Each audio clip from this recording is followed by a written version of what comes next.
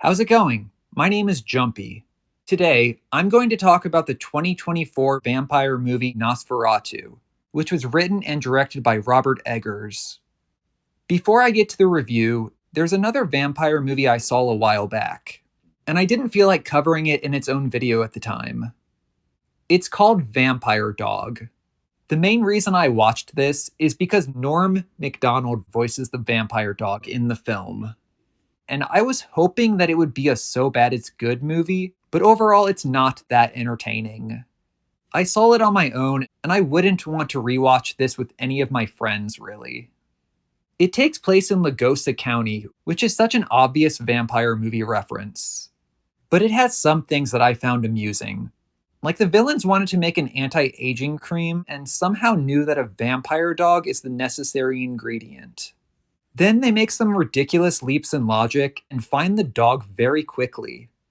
Also, the vampire dog moves really fast. It's pretty great how they pull off that effect. But one other thing I need to point out is that the vampire dog eats red jelly instead of blood to keep himself alive. And this got me thinking about the 1992 movie Bram Stoker's Dracula, directed by Francis Ford Coppola. I remembered that there was a scene in that movie that had a lot of blood, and I thought it kinda looked like red jelly. I looked at the IMDb trivia for Dracula and found something very interesting. Oh. Alright, maybe I wasn't giving Vampire Dog enough credit. I definitely wasn't expecting its filmmakers to throw in such a fucking deep cut reference to Bram Stoker's Dracula in 1992 using red jelly for blood. Or maybe it's a coincidence, I don't know. After realizing that, I did rewatch Dracula in 1992 with one of my friends, and I still love that movie. There's another dog movie I want to talk about. Even though I didn't watch it back when it was free with ads, like I did with Vampire Dog. What happened was, I looked up Mission Impossible once on Fandango, and I kept scrolling down in the search results. And I found this dog movie and read the plot synopsis. I checked in eBay listings pictures to confirm that what's on Fandango is identical to what appears on the back of the movie's DVD case. And it is. And I like to imagine that the following conversation took place somewhere at some time between a parent and their kid. Parent, holding up the Mission Possible DVD. Do you want to watch this dog movie? Kid, no, I do not. Parent, reading the back of the case. John Savage of the Deer Hunter fame is in it. Kid, oh my gosh, oh my gosh, oh my gosh. Parent, and what's this? Is that James Duval I see in the cast list? Kid, I didn't know I needed this in my life. Parent, there's a lesson here. Don't be so quick to turn down dog movies. They may be a dime a dozen, but they aren't all star-studded like Mission Possible. Kid, yeah, start the movie please, and I swear I won't ask for anything for my birthday this year. Okay, there's another dog I want to talk about. One time when I was a kid, I called my dog Butt Munch. I learned that phrase from Beavis and Butthead, and I don't remember what my dog was doing that would earn him being called that. He probably just walked into the room or was sniffing around, and I said, Butt Munch, what are you doing? My older brother was there, and he told me, don't call the dog Butt Munch. I thought about it for a second, and I came up with the wittiest nickname ever as an alternative. I responded, alright, I'll call him Dog Munch. And I thought it was funny, so I kept calling him that. And when I started taking Spanish in high school, I would practice outside of class by using the words I knew with my friends or with my brother who also understood them. When I learned that perro means dog in Spanish, of course I had to find out how to say the rest of the nickname I had given my dog. I looked up munch in the dictionary, and it was ronzar. I didn't bother conjugating the infinitive form of the verb, so ronzar as is means to munch. After that, I typed pero ronzar into an online translator, and it directly means dog to crunch. Again, I thought this was funny, so I started calling my dog Pero Ronzar. And a third nickname he got was Dog to Crunch. Recently, I used Google to translate Pero Ronzar, and the result was that it means dog snarl. Then I went to the Google Translate page and it said dog sniff. And my phone's translator app says it means dog snoring, and SpanishDictionary.com says it means dog snore. I don't think any of these are actually, accurate, but they all have to do with sounds that emanate from a dog's mouth or throat. Aside from dog munch, I have to go with dog snarl as my favorite. And I did check Ronzar on its own, and all of them said it means either crunch or to crunch. Except for my phone's translator app, which didn't recognize the word on its own.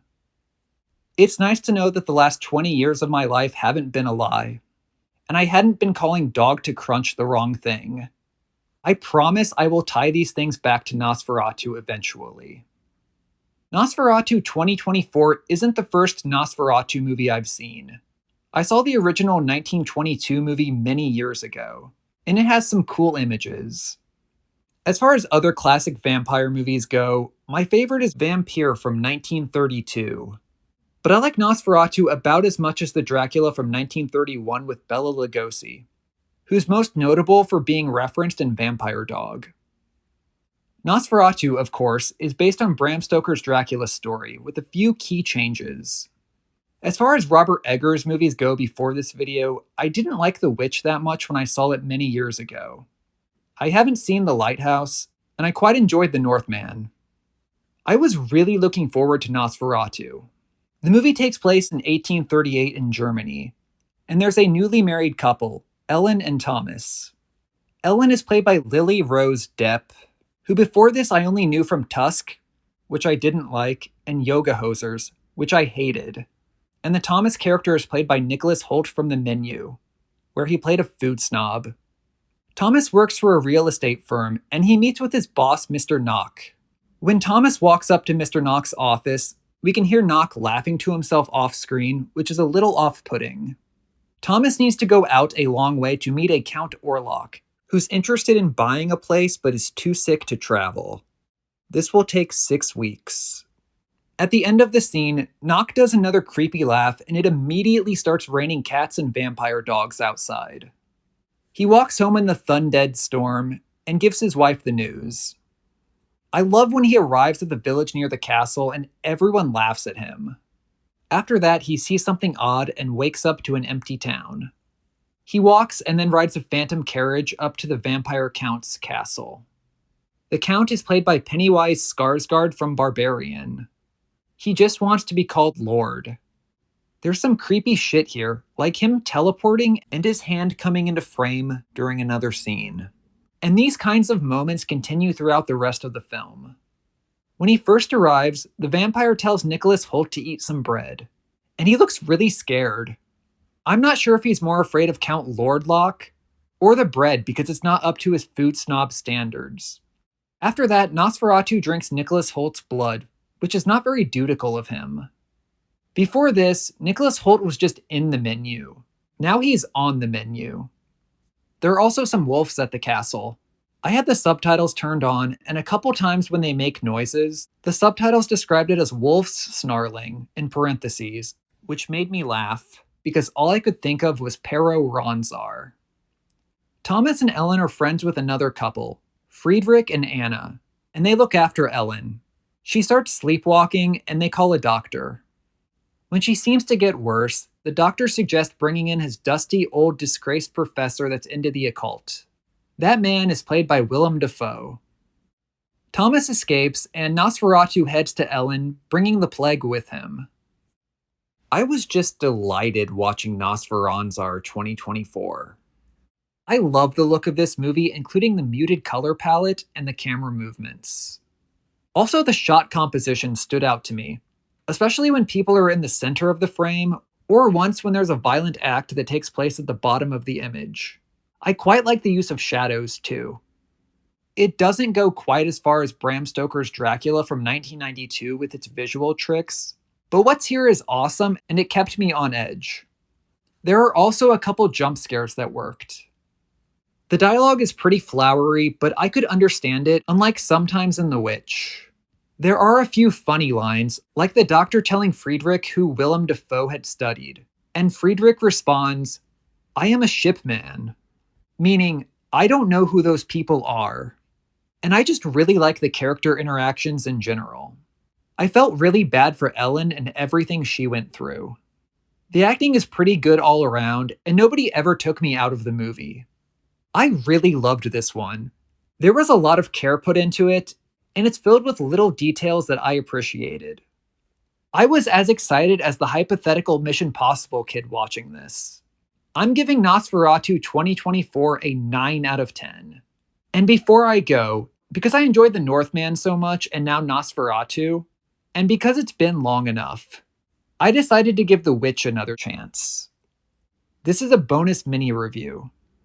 I liked The Witch more this time around and felt like I got more out of it. It has some effective moments, and I forgot how much fucked up shit happens in it. It feels like it's going to turn into a comedy halfway through when all the kids keep getting taken or leave, and you see that the parents tied up the last two kids with rope leashes. That was so funny to me. Then the one other kid in the woods tries to whistle and can't, which is a detail I like, and I can relate to it. Aside from another moment later when the dad picks up one of the kids and they scream, I never laughed out loud again. The movie is very slow paced, and I was a little bored a few times. Some of the religious discussions are just not that interesting to me. And I did like the last scene a lot. Overall, I can't say I loved it, but I appreciated it a lot more on this rewatch. Maybe I'll try again in another 6 or so years and like it even more then. Thank you for watching, and I will see you next time.